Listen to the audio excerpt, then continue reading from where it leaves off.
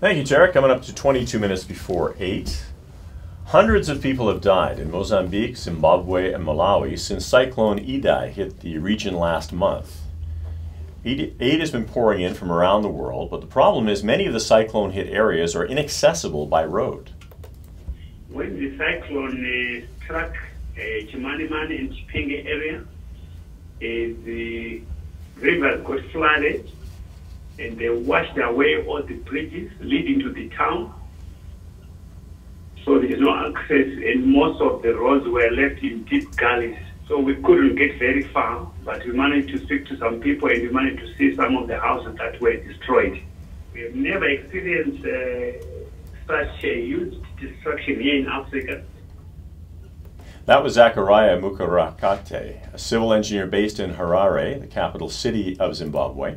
His daughter, Edmonton resident Elaine Mukarakate, is using her own engineering skills to help repair damaged infrastructure in her native country. And she joins us in studio now. Good morning, Elaine. Good morning, Mark. How are you? We're good, thanks. Thanks for joining us. We heard from your dad about the situation on the ground in parts of Zimbabwe. When did you decide to help out with rebuilding, and how are you doing that? Well, so it started when I heard a testimonial of a woman that had 4 children.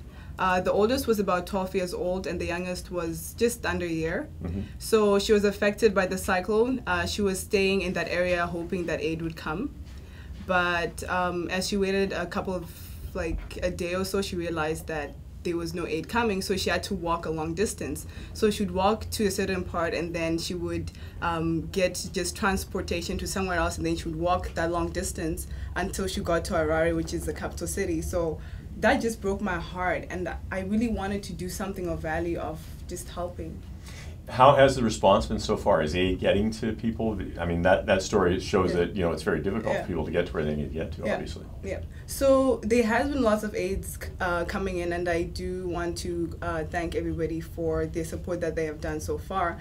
But a lot of the roads are washed away, a lot of the bridges are washed away. It's very, very difficult for that aid to access the people. So I know right now they've been trying to move people by airplane from one location to another, but then that now brings accommodation issues and it just spirals down. So it's just easier if we were to just fix the roads and get the boulders out. Now tell us more about the engineering project you've started. What is the plan? So far I've started a GoFundMe page. For this page, we're raising money to be able to fix some of these roads and just build bridges that they can use for now. There's lots of boulders in the road, lots of trees that are in the road. The roads are virtually non-existent. So it's just clearing the path and making a pathway for traffic and cars and trucks to pass through with this aid, which also helps the community to start, picking up itself again. We will be trying to make an effort to employ the men and women in the area to help out. That way they can have some form of income to help them pick them up. We're also focusing on schools, rebuilding schools. Some schools had not too much damage. Maybe the sanitary facilities or the dining halls were destroyed where children would eat. So it would just be helping those children out, because if they don't get help now, they'll always be lagging behind in their education career and in life in general. Now, do you have an engineering background? Yes, I do. So I came to Canada 6 years ago, and I attended university at the University of Alberta, where I completed, and now I'm working for Associated Engineering. I see, okay. Now, we heard from Doctors Without Borders last week and learned about the work they're doing with trying to help contain waterborne diseases like cholera. There's also an organization called Engineers Without Borders. So why not work with a larger organization to try to get this work done? Yes, I'm actually considering working with them. I know Canada, we sent the Doctors Without Borders. They sent doctors out there, and they are doing a tremendous job there. And this is why I wanted to do something that is in my background and something that I know, because it's so much easier. It's one thing to treat the people of cholera, but it's another thing to treat the water from the source, right? So as engineers and doctors, we all have one mission, which is to serve the public, right? Why don't we come together and serve the public?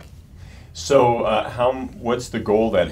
I mean, I don't know. You must have to really raise millions of dollars if this is to work, right? Is that the goal, or? The goal is to do anything that I can do, one Yeah. small step at a time, right? I always say be the change you want to see. You have to start, be the change. If I could do a little bit that I can do here, then I will inspire others. Others would do their little 50,000. Another person would do maybe a 5,000. But at the end of the day, it's like a ripple effect. So yes, be the change you want to be, you want to see. We asked your dad what he thought about it. He's pretty proud of you. Oh, thank you. Was he the inspiration for you growing up? Yes, he was an inspiration for me. He, instead of having a vacation, we would go on construction sites. That was our supposed Were you vacation. excited about that when you were younger? At first I was excited, but then when I turned 16 and I realized that there's no vacations coming, yeah, no.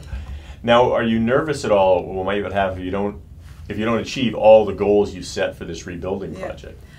I wouldn't be disappointed. One thing that my father taught me is shoot for the moon, you hit one of the stars. So even if I could just do something, even if I raised $1,000, that would still go towards a good cause. Yeah. Have you had a lot of people helping out and want to be part of it? Yes, there's a lot of people helping out. I've had tremendous support from my workmates, my colleagues. Some of my friends have been sharing on their Facebook, on their Instagram. So I'm really happy, and I'm so grateful to have such a supportive group around me.